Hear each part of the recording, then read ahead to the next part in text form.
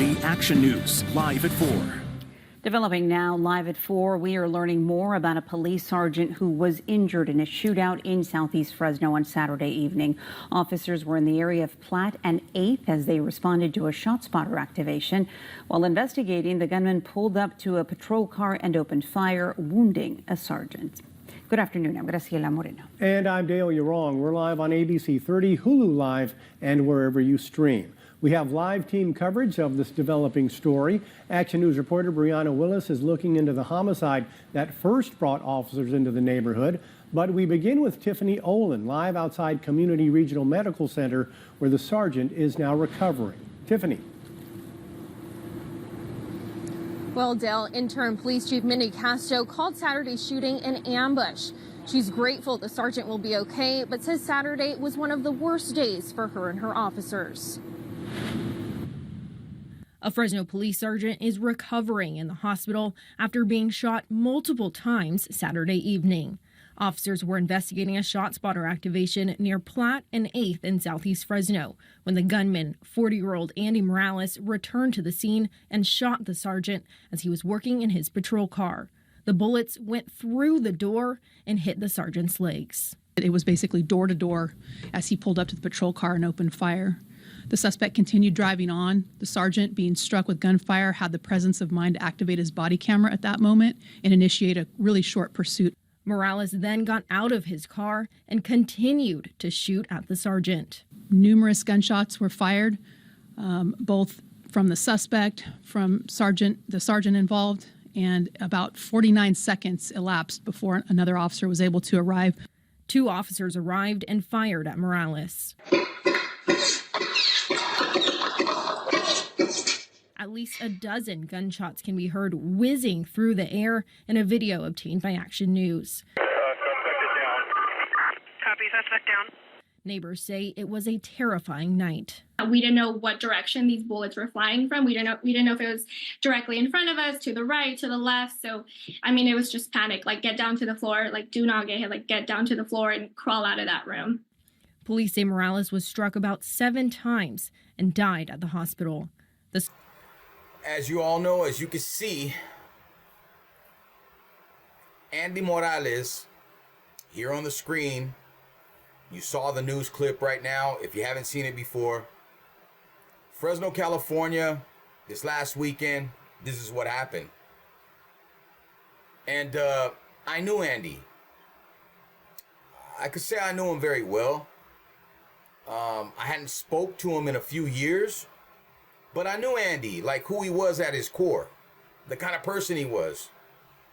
I first met Andy probably, I want to say it was like maybe late 90s, early 2000s. Somewhere like mid 2000s, something like that. It was him and another little homie that I used to deal with, Lil Dose, right? And I had seen him a couple times through the years up till 2015.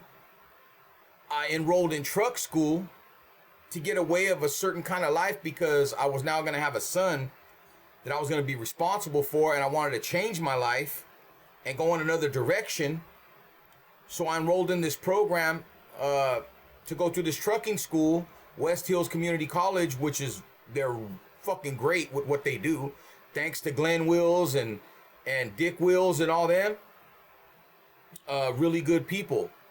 And anyways, it was a program, right? So I enrolled in that program March of 2015.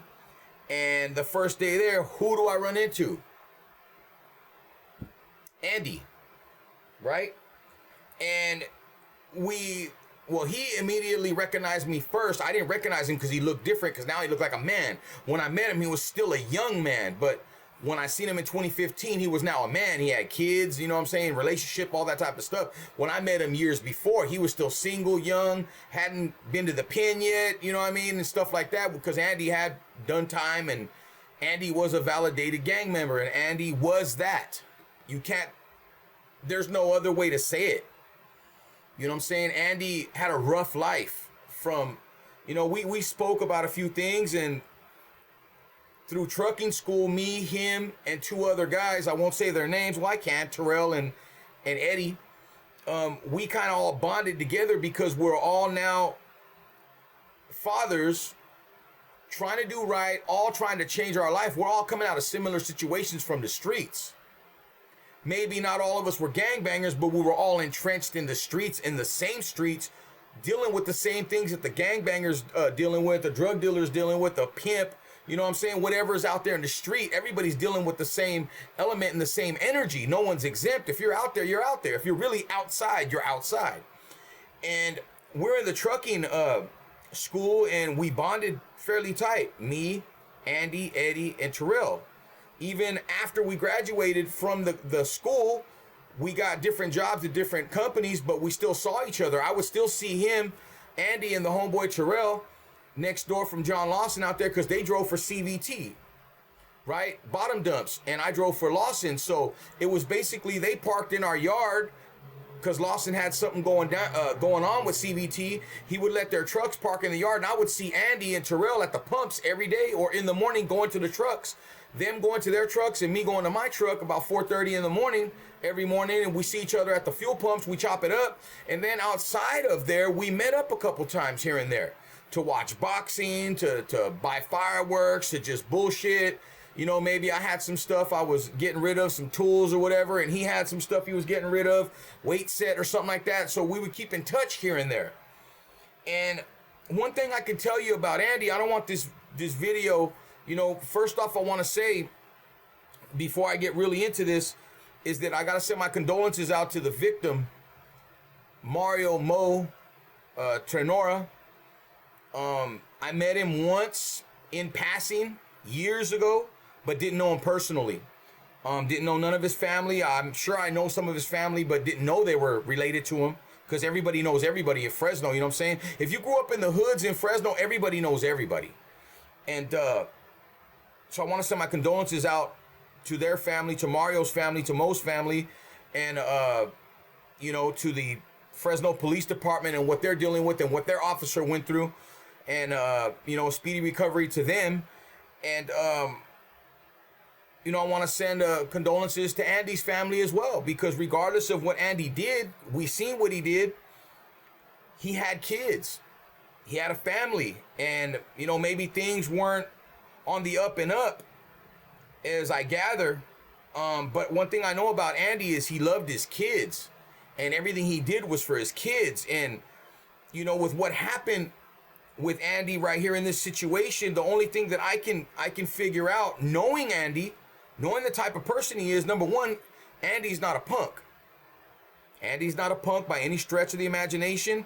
And he was about his shit, and he was about his business, and he was a banger. And Andy was with the business. Of course, this screams that there was probably drugs involved, and I'm sure there was. And I'm not trying to throw anybody under the bus. I'm not being disrespectful. I'm just calling it how it is because I know Andy. And I know some of the stuff he might have been involved with because Andy was about his money. And if it had something to do with money, Andy's going to put his hands in it, and he's going to do whatever he can because Andy's a survivor. Andy had a rough life. Andy did not have a normal life since he was a youngster. He went through a lot of things with his parents, you know what I'm saying? He went through a lot of things coming up, growing up, that I'm not going to get into detail with. But Andy had a hard life. And Andy, at his core, was a survivor. He was a father. And I know he loved his kids. The few times that I would see Andy with his kids, because I've seen Andy more times without his kids than with his kids, because we saw each other a lot at work. And I would see him off and on out of work, and he would always be with his kids. And they were always clean. They were always fed. Whatever they wanted, they got.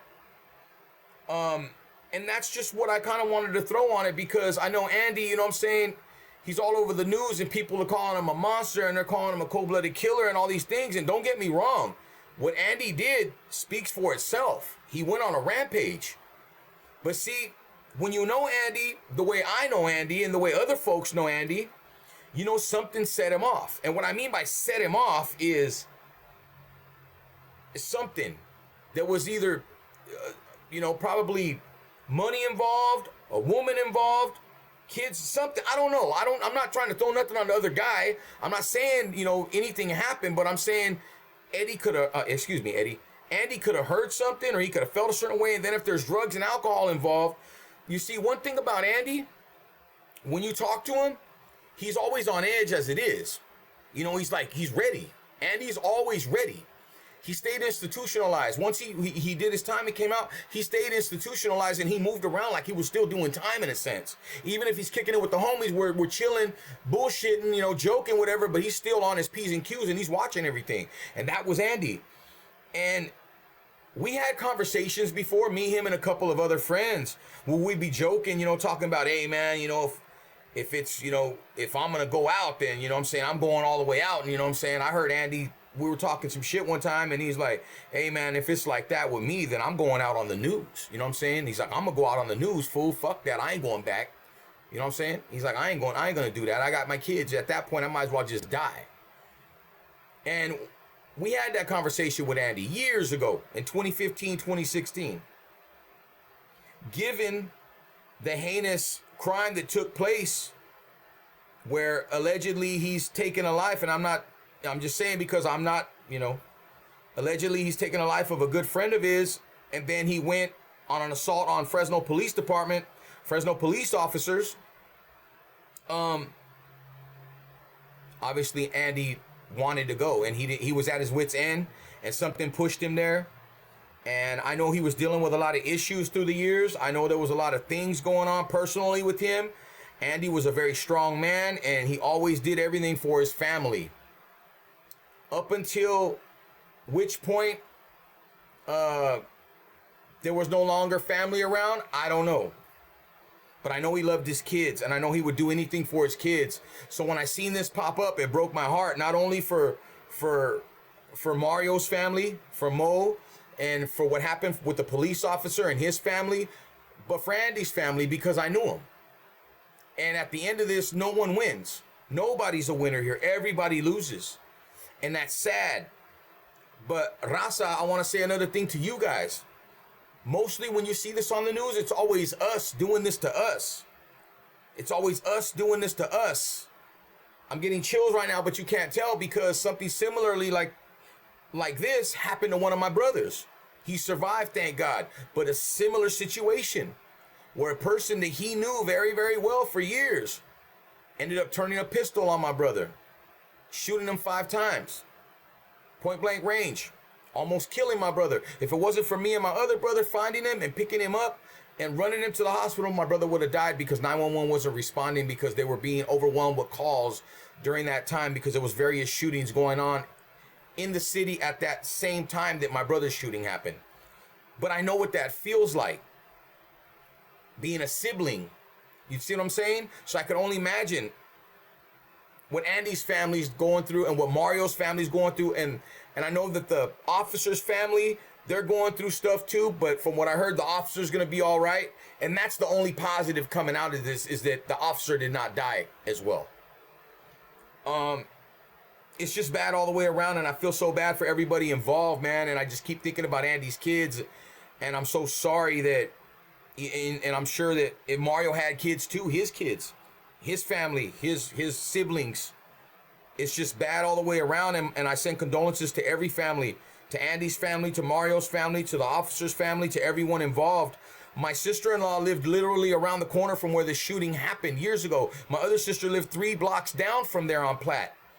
Like, I grew up in that whole area. I'm very familiar with the area. As soon as I seen the street, I knew what was up. Andy's from the east side. Andy's a east side Fresno homie, let's say, born and raised. And one thing about Andy is don't fuck with him. Don't cross him. And if you did cross him, you better be ready. And I'm not saying the Mario dude crossed him. I'm just telling you the kind of person that Andy was, that you didn't fuck with him. You know what I'm saying? But Andy was a cool motherfucker, man. And I'm sorry, bro.